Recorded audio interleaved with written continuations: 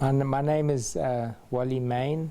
I'm a civil engineer, and I used to work for the Johannesburg City Council, and I took advantage of their subsidized education scheme. So as a bursar, I received my BSc Engineering in Civil, and then I did an MBA through them, as well as an MSc in Civil Engineering. So those are my qualifications. I spent roughly 30 years in urban engineering, working for the Johannesburg City Council, and since then I spent a few years at the Water Institute of Southern Africa, and now I'm with Consulting Engineers South Africa.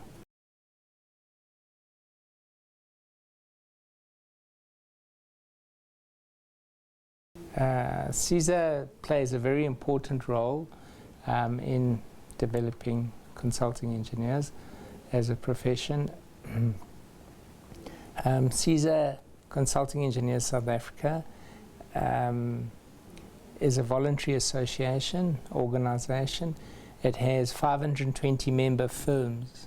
That's quite important because usually voluntary associations consists of or has a membership of individual people.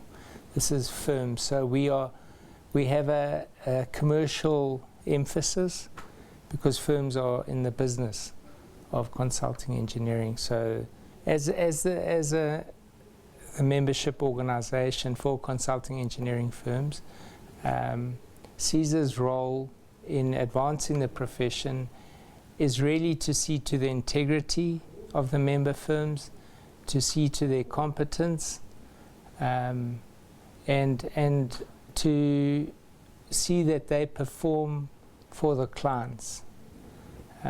So CESA is not only about the member firms as such, but it's also about safeguarding the relationship between member firms and the clients. And to do this, we have very strict membership requirements. So as it were, we register consulting engineering firms informally and through reputation. We have strict requirements like half the firm must be owned by professional engineers or technologists. Each firm must have professional indemnity insurance. They have to be properly registered with CESA. They have to have a quality management system, and they have to adopt the sustainability framework that we recommend. And perhaps most importantly, they have to adopt our code of conduct, which is an ethical code, and what it does is it gives clients a recourse. If for instance, one of the member firms doesn't behave ethically in fulfilling an assignment with the client, that client then has recourse to CESA, and CESA can then investigate and discipline the firm if necessary. So at least they have some recourse.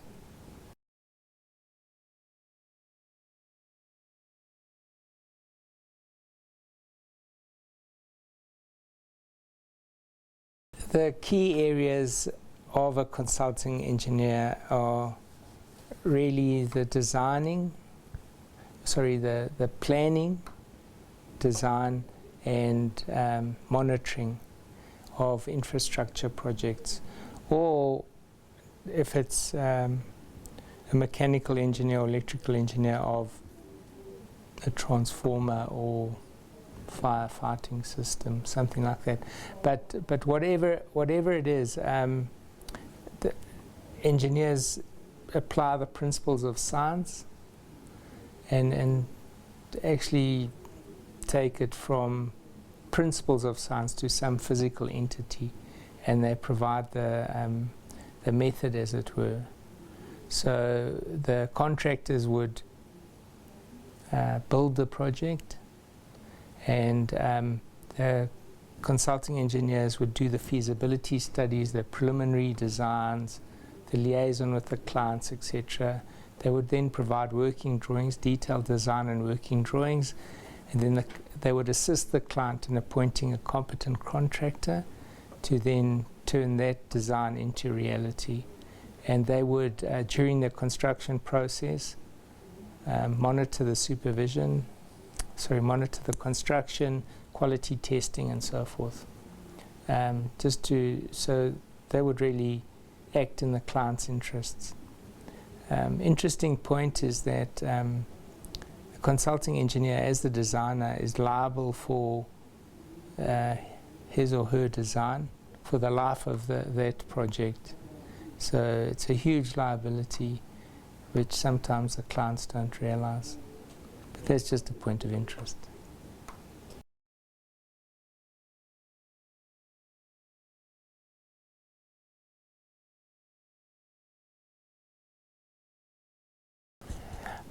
I think the overriding principle is the principle of safety. The Engineering Council of South Africa was established as a statutory body, primarily to see to the safety of the public, and that's why they register engineers and so forth as competent, right? But so the principles involved across all three is the major one is safety. You must see to the safety of the public. I mean, if a bridge fails, that's 500 people gone, whatever. So you have to, it might not be as dramatic as that. So that's the first one, is the safety one. The second one is to see that the design or the end product, the infrastructure, lives up to its purpose. So it must fulfill its purpose. And then a third one is that it should be an optimal design. So there's many ways to just say build a bridge. For instance, you could build a massive bridge with a lot of concrete and steel with very little design work, because you know that's a safe bridge and it'll do the job. But really you want to save the client money as well. So you want to redesign a few times, process of iteration, looking at the design, reducing weights and amount of concrete and so forth, looking at the forces, and coming up with an optimal design, which will be strong enough to do the job and not cost as much money, and essentially to act in the interests of the client as well as the public. So those are some of the principles. I mean, there are many others. Engineers, we always double check our work. So you must double check your calculations, perhaps use an alternative method so that you don't make the same mistake over, that you do check the calculations. There's an expression,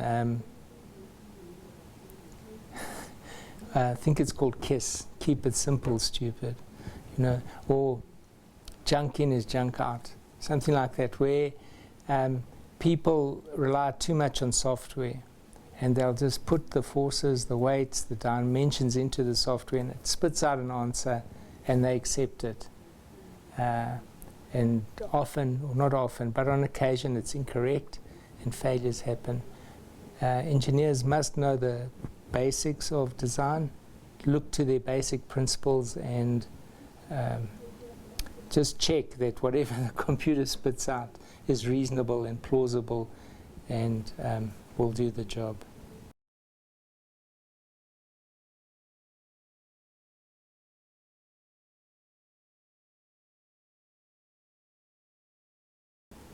In overseeing a project, this is why in the old terminology it used to be called an engineer would plan, design and supervise. But supervise has got an active element in it.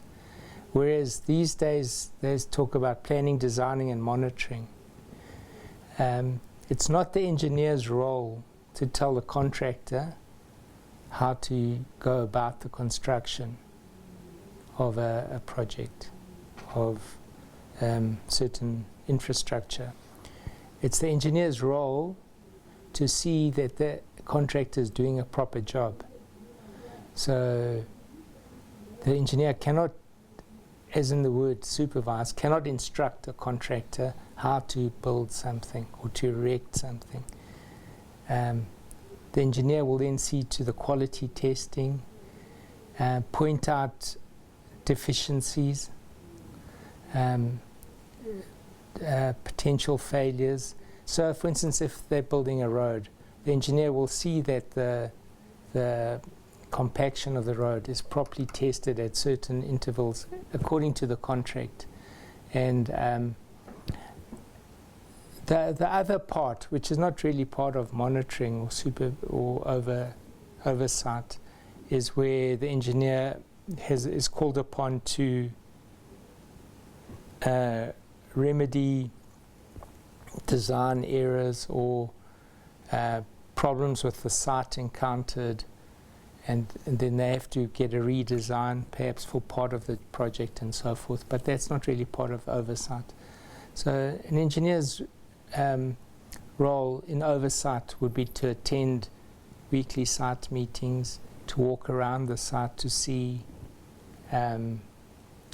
what's going on, and also to liaise with the resident engineer. They have a resident engineer on bigger projects full-time on site, so that resident engineer can see what's happening as for instance, say a building is being constructed.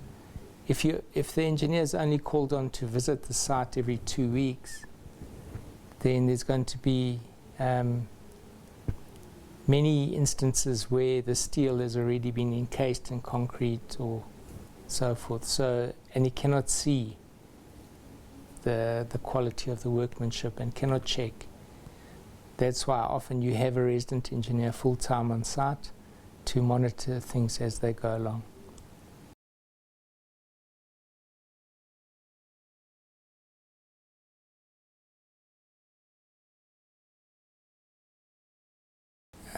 Sustainability in consulting engineering, I think, means that whatever the engineer does is not to the detriment of future generations. In other words, that infrastructure is sustainable and it will sustain its surrounding environment.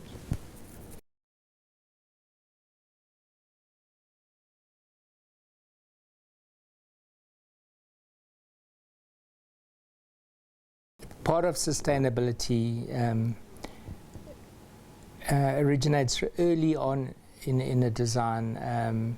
For instance, at the stage of a feasibility study. And I think sustainability goes about considering the whole project, the project as a whole. So how will it be constructed? How will it be operated? And what will happen to it at the end of its life period? Okay. So take a landfill, okay, which is something I have experience of, right? So when you design it, you have to get it licensed, etc. So when you design it, so a landfill is a collection of refuse, and so when water filters through it, like rainwater, it develops leachate, which is like the runoff, but it's highly poisonous and toxic, etc. So in the interests of sustainability and the environment, you then design for that. You don't hide it, you design for it, and you put in drainage systems, collection points, and so forth. All right? Or you design it so that it doesn't seep through into the groundwater. So often these landfills are built, for instance, in old clay quarries, brick fields, or they're lined with plastic membranes and so forth. But they're also drained, designed to be drained, and the leachate to be treated, etc., which maybe is the better way to go. And then when it's operated, there are strict but you design the operating system. So you ensure that the refuse is compacted and covered with earth every day. You ensure that the embankments are grassed, so the landfill doesn't wash away. And then looking at the design phase now, still, when you're thinking about this landfill, you think, now what will be the end use?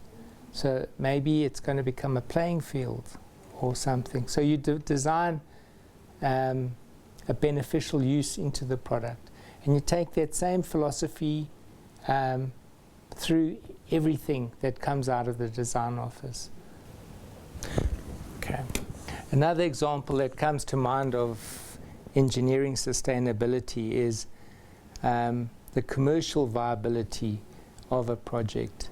So, and here it's the famous triple Ps, public-private partnerships, where a private investor will invest the money and get their return over a number of years and have provided a facility for the community, such as a wastewater treatment plant. And so the investor invests the money and sees to the construction of a plant, and after 30 years or something will have recovered that investment and a profit from the community, who pay a tariff for their wastewater and so forth. So that's looking at a project, seeing how it's going to operate, and making sure it's not going to be abandoned as a white elephant or something, as often is the case with government funding. But really what I'm trying to say is that when you look at a project, any project, in a holistic manner, that's taking care or taking into account the principles of sustainability, because that project needs to be sustainable over its life period and even beyond. Another aspect of sustainability is in terms of this holistic design, and you consider say a wastewater treatment works, right? So say it's a small rural community that you're designing for. As a designer, you wouldn't go there and put a state-of-the-art electrify with major mechanical equipment and aerators and whatever, filters and dosing plants, etc., in that situation. Okay, you would go back to basics, and perhaps what did they do in the early days? They had a pond system. So you would institute or design a filtration pond system for that, and perhaps introduce a reed bed for the polishing of the effluent. So when one does a holistic or sustainable design, one takes into account the operating cost as well, and what is suitable for that environment. So if it's a city situation, then a compact wastewater treatment plant, highly automated, etc., is justifiable. But in a rural environment where population density is very low, then you would go back to more natural methods, less mechanical and perhaps labor intensive. That's all part of sustainability, of looking at the whole picture and taking all the factors into account. If for instance, you're designing for a rural area that you know, or you're told that it will become a high density, say, city type area in future, it's at least you know it, so you can design for it. And there you could perhaps design a modular system, also say mechanical, whatever, because they are more efficient and can treat higher volumes of wastewater. You design such a system, but in a modular format, and for that small community at the moment, you would just build the first module, and you would have to bring electricity and other services to the site, but you would have to anyway. So you could do it in that sense, and there you are considering the whole picture, because you now have been told the end situation, and you can design for it.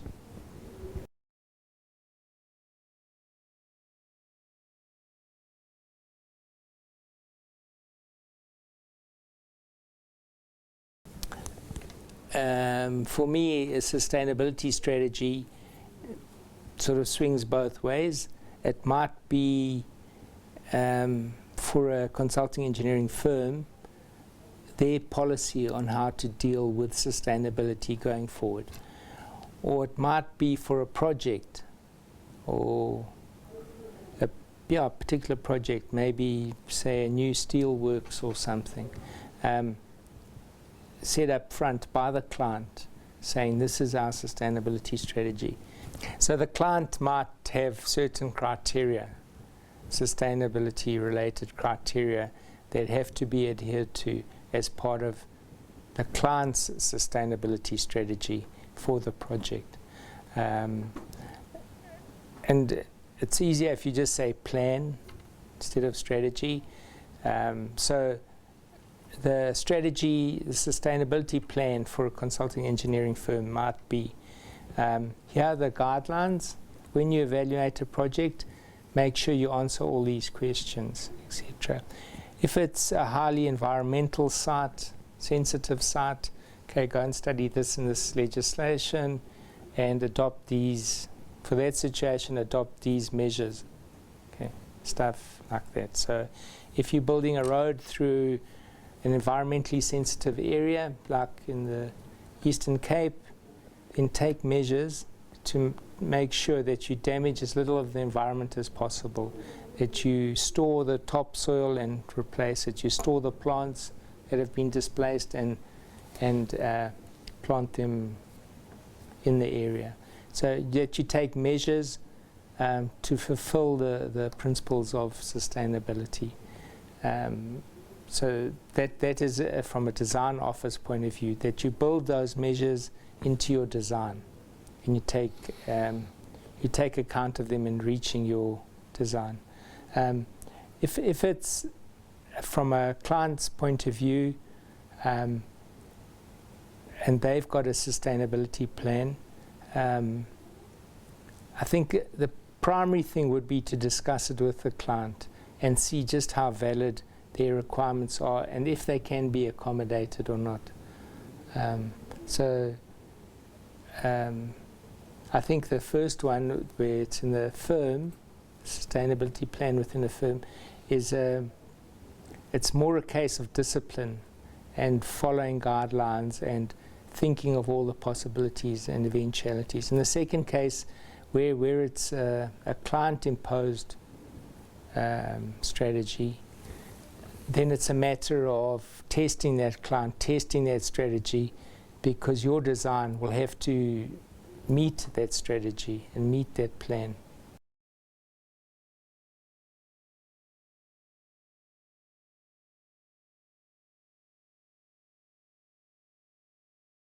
CESA is very keen on this idea. It's very enthusiastic about making sure, as far as it can, that its member firms treat clients with respect and fulfill their assignments to the letter, and beyond. And how we attempt to do this is by insisting on top quality firms, by ensuring that only top quality firms join CESA. So I might have mentioned it earlier, we ensure that half the ownership at least is by professional engineers or technologists. Okay. Why that's important is because, just a silly thing is really that you know that firm is about engineering because it's owned by engineers. And secondly, the fact that it's by registered engineers means that they've been judged competent in their field of expertise, their areas of expertise, by the Engineering Council of South Africa, which means they've got acceptable qualifications and they've got acceptable experience. and that they, if that particular engineer does the work for which he or she has been registered, then it will be a safe product, a safe design, and efficient design. So that's one of the ways we do it. Then we also ask our member firms to implement a quality management system, which introduces structure and ensures to a large extent that the client will receive a quality design in product. If the member firm doesn't fulfill its requirement to the client's satisfaction, then if it's a contractual issue, then the client and the member firm must sort it out themselves. CESA has no mandate to get involved in contractual issues because the client and the member firm have signed a contract and there's no room for a third party there. Right? So there's nothing we can do about contractual complaints. But if it's an ethical complaint, they can comply to us. They can approach us and complain to us. They can approach us, and CESA will then evaluate that complaint in terms of its code of conduct. And if the member firm has breached the code of conduct, then there are some penalties that CESA can apply, such as suspending the member or terminating its membership, or terminating membership and publishing it in the newspapers, which is really a terrible punishment for a firm. So there's that.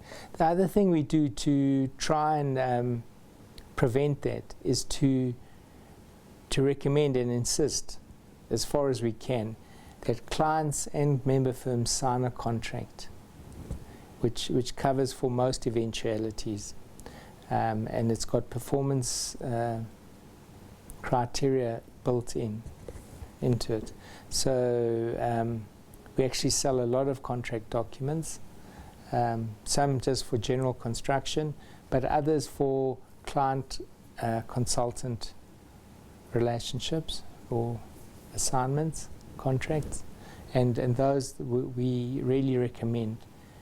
We do not recommend any handshake contracts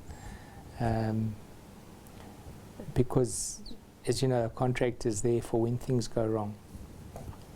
Yeah. So those are the two measures. We make sure there's a contract as far as we can, and we do take up contraventions of the code of conduct.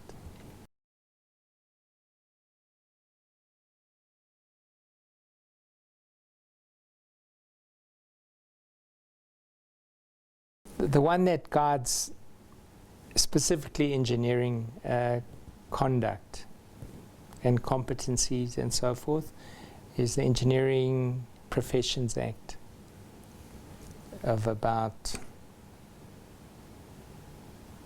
1990 or something. Yeah, okay, so there's that, right? There's the Engineering Professions Act. But otherwise, there's not a lot of regulation on engineers specifically. So apart from that act, there's no requirement that member firms or firms, consulting engineering firms, register as such with anybody and get a license to practice, as it were. What the Engineering Council does is it licenses or registers individual engineers, and then they can practice. They can do that particular work and so forth, and then they work within the firms. But there's no onus on a firm to register as such. But which is, so CESA actually at the moment is fulfilling that role. So if you want a good consulting engineering firm, employ a CESA member firm, because you know that half the ownership is professional engineers, that they have a professional indemnity insurance cover, that they have a quality management system, that they have a code of conduct. The other thing is that they've been in business for at least a year. And they've also been recommended by 2 of their peers. So 2 existing members must recommend a firm before they can apply. So we are actually unofficially fulfilling that role of registration of firms. Okay. You see, the Engineering Profession Act, if I can just quickly digress, it says engineers can only do the work. Engineers only can do work for which they are qualified. Okay, so it's like saying only doctors can practice medicine. Okay, but the work itself is not explained in the legislation. So, okay, it's fine. Only engineers can do this work, but what is that work? It's not defined in legislation yet. It's called, it's a huge principle. It's on at the moment, the whole debate. And it's been going on for like maybe 10 years. So, see, that's the other half of the legislation. People can only be punished. Say a bricklayer designs a bridge. Okay, a bricklayer is clearly not qualified to design the bridge in terms of the law. They haven't done engineering, they're not registered. Okay, but the bricklayer can build a bridge, build a bridge without fear, provided it doesn't fall down. Okay, so that's the thing. So half the legislation is there that says only an engineer can do a bridge. Okay, but the other half that says what is only an engineer can do this work, right? The other half of the legislation that's missing, it says that work is a bridge, etc. You know, you need both to give full effect to the act, and that's called identification of work. And at the moment, for engineers, it's sitting with. It went through the Council of Built Environment, and it's sitting with the Competitions Board, because Competitions Board's got to say, no, well, you're reserving all this work for yourselves. It's anti-competitive. And we're trying to say it's a matter of safety. You know, if you say only surgeons can operate on your ankles, is that anti-competitive? Or if you say only engineers can design bridges, is that anti-competitive? So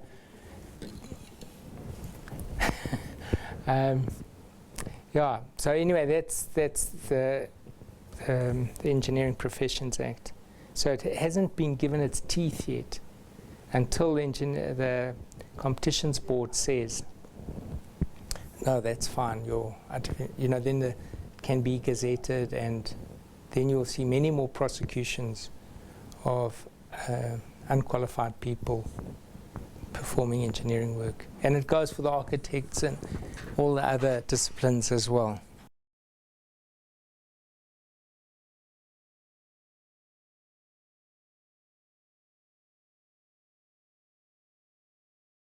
They can just go to our website, www.cesa.co.za, and click on how to become a member, and just follow the steps.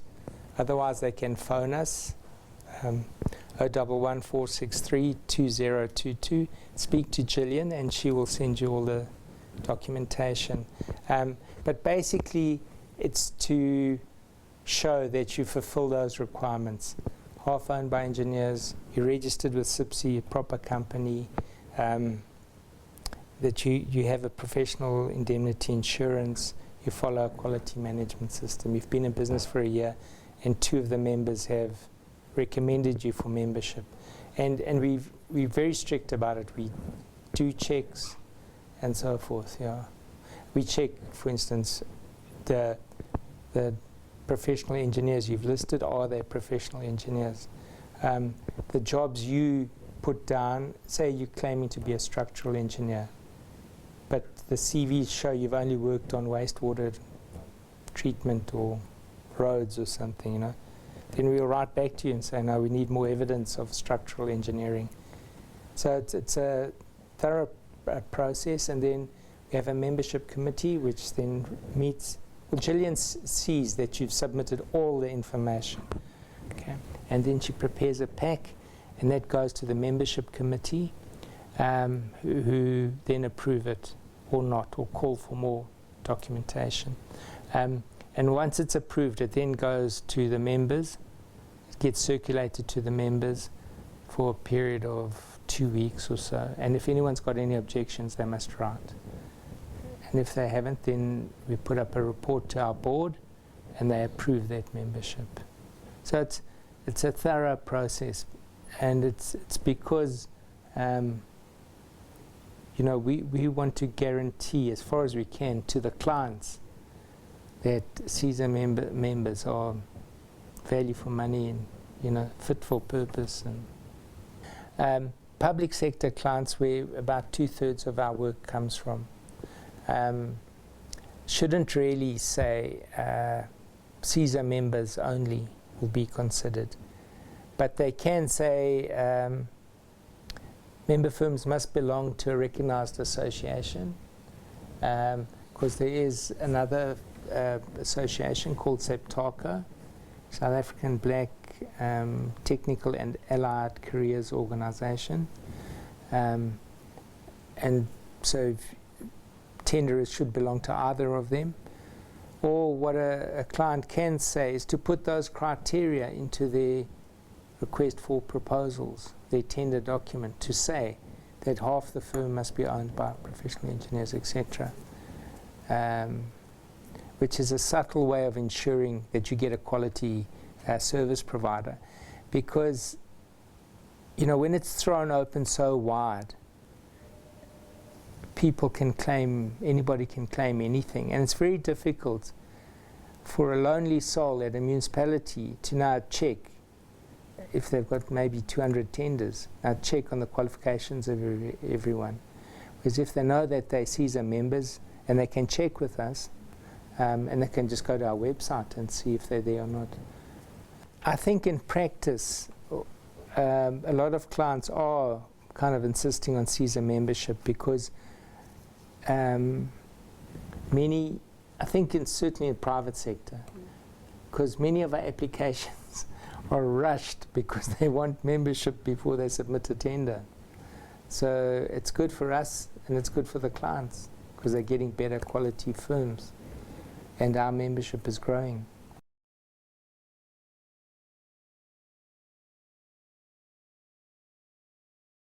Look, we've got 520 firms at the moment, right? What keeps them in good standing is if they pay their fees, obviously. That we don't hear negative reports about them. And I think good standing with us, you know, that's really all we do. You know, if we hear negative stuff about them and that. It's a smallish industry, so you fairly soon hear if someone's in disrepute.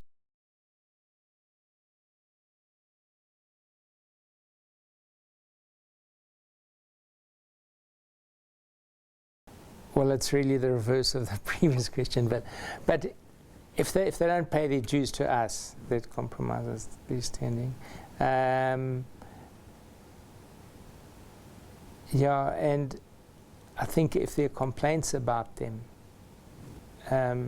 if it's a contractual complaint, you know, we don't really take that as a negative about the firm, because it takes two to argue, and we're not in the court, we're not a judicial body, so we don't know who's right and who's wrong, etc. You must take your contract, go to a court or wherever and sort it out.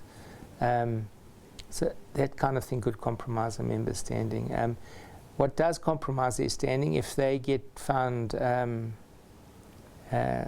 guilty of misconduct by the Engineering Council of South Africa, if their staff gets found guilty, then we take action as well. For instance, if it's a one-man band and that person, the owner, is found guilty of misconduct by the Engineering Council of South Africa, you know, then we'll look into it as well, because we can't have a a dishonoured firm, in our membership. So that's where we take that. Just out of interest, what we do is we maintain a list of reputable experts, arbitrators, mediators, and adjudicators. If someone, like some documents will say, contract documents will say, that the president of CESA must appoint an arbitrator or something, a mediator, and then we appoint from that list. Or anyone can just go to that list, which is on our website, add two parties and agree on someone. Or if they can't agree, they can write to us and ask us to appoint someone, which does happen, yeah. And it's a cheaper form of dispute resolution, yeah.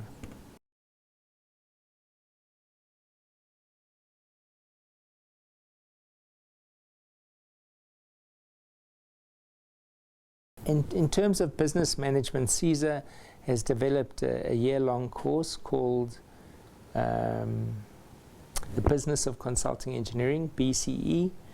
It's like a mini MBA. It's got 3 one-week blocks spread through the year. That's intensive 5 days in our training center by various subject experts. And then I think it's 40 or so assignments during the year. And what it does is it doesn't teach engineering per se. It teaches the business of running a consulting engineering firm. It's in its, I think it's in its 3rd year now. And we can only do a maximum of 20 students at a time. It's highly computerized and linked, and assignments and whatever. So, and it's quite expensive. But the member firms send their students on it who they've identified as up-and-coming young engineers. And the students who've successfully completed it, I think about 99% do, are all rising rapidly up the ranks in their firms. So that's as far as business management goes. We do have a training center here. It's called the School of Consulting Engineering. It has 3 classrooms.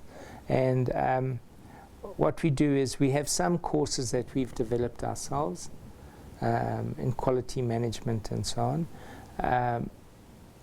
and procurement. We also have courses like the project management and so forth, even Excel and report writing, where we identify a trainer and their material, and then we outsource the trainer and material, and we provide the venue, the refreshments and all that. When we do the invoicing, we do the advertising, everything. So all we outsource is the trainer and the material. So we've got a number of courses like that. So we are trying to advance, keep our members educated. We also have breakfast seminars on topical issues like the construction sector charter, risk management and awareness. So those kind of courses. We also have an annual conference called the CESA Infrastructure Conference. And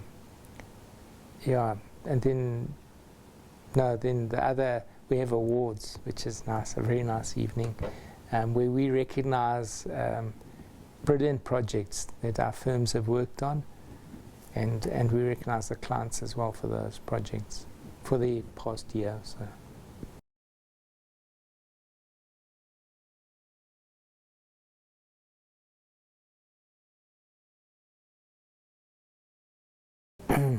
I think it's not only seen by CESA, but generally recognized, is that mentoring and coaching. So it's well recognized. We do recognize it. We made an effort there so that firms will be aware of it, be conscious of this need. But there are many young graduates from technical universities, wherever, who just can't get their practical experience. And then when they do, they don't get the right kind of experience where they can register as professionals. Okay, so we have, in conjunction with the CETA, the Construction Education and Training Authority, and SEPTACO, got a joint venture where I think we started off at 150 candidates. We're down to 100 now, because some have registered, but where they're placed with our firms and put on a proper progression of experience to reaching registration, and the CETA funds that exercise. Yeah, so we see it as critical. Yeah. Because without it, you know, our profession, you probably hear it from a lot of sources, is an aging profession. There's quite a serious gap of experienced engineers coming up, okay? Because as we retire, so that we need replacement. And without that experience, we won't be able to fill the gap. Those young graduates will never become professional engineers, or if they do, they won't be very good professional engineers. You need the experience, so that's why we really believe in that, and you can just see it from the emails you get, and yeah.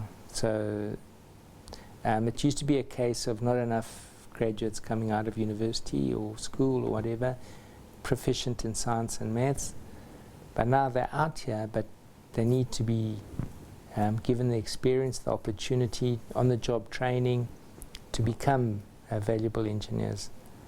Yeah, because without training, you only know the theory, so you're only qualified to teach. Yeah. So just to say that with this competitive bidding and tendering for work, you know, it's and because there's not enough work to go around, it's really given rise to almost an evil, and that is discounting amongst the firms. They're competing so actively for work that they're really lowering their prices to the point of there's no profit in it. And what that has done, sort of like a hidden, whatever you call it, what do you call it? A hidden result, a side effect. But anyway, consequence? Yeah, hidden consequence is that, or unforeseen consequence, is that there's been no